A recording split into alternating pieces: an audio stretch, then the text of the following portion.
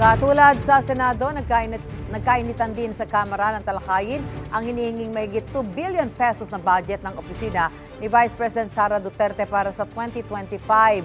Tumanggi kasi ang Vice Presidente na sagutin ang mga tanong ng mga mambabatas. Yung Vice President na nagsabi, Madam Chair, na slow and low utilization. So nakita naman natin doon sa presentation. So yung utilization ay napakababa. Pero syempre comment ko lang, no, mas mabilis siya sa confidential funds.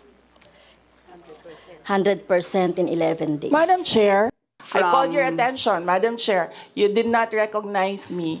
So ngayon sasabihin ko na, if you allowed her that, you allowed me a snide comment as well.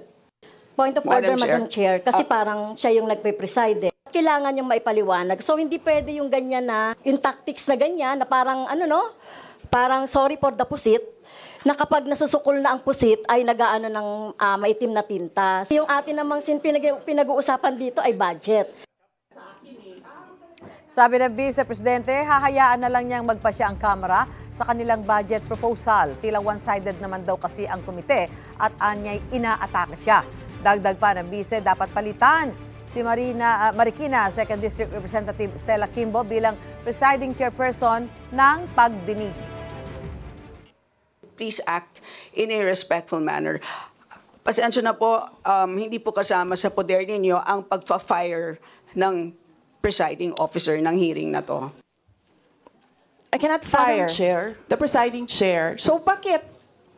Yes, Bakit napaka one-sided nito, ma'am? noted po. Dahil ba madami kayo dyan sa kabila at nag-iisa ako dito?